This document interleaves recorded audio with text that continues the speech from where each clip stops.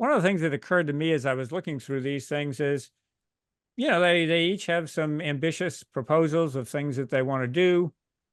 So you look at the offsets, and there are any pay fors, and it seemed to me that looking at the proposals that you scored, that there are very, very few from either campaign that I would characterize as spending cuts.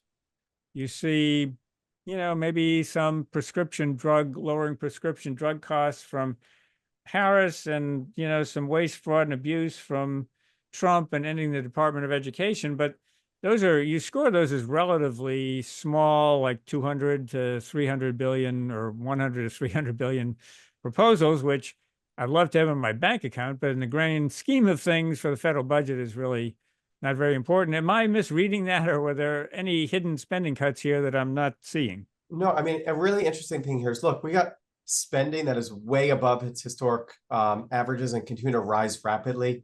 Neither candidate would meaningfully address this, and in fact, both would make it worse. Vice President Harris has proposed some prescription drug savings. President Trump proposes reducing waste, fraud, and abuse, ending the Department of Education, a little bit of energy spending savings. But overall, the spending cuts don't even cover the spending increases for President Trump, let alone for Vice President Harris. So, we've estimated overall spending's headed to 25% of GDP under current law. It's headed to almost over 25.5% under Trump and over 26% under Harris. Both of them would put spending at non-emergency record highs because they both have spending increases, especially Vice President Harris, and neither of them have very much in terms of spending cuts.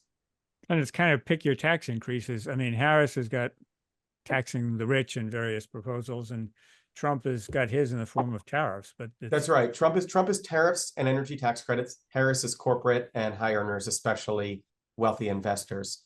So they're taxing differently, but both are actually big tax candidates when you look at the offset side.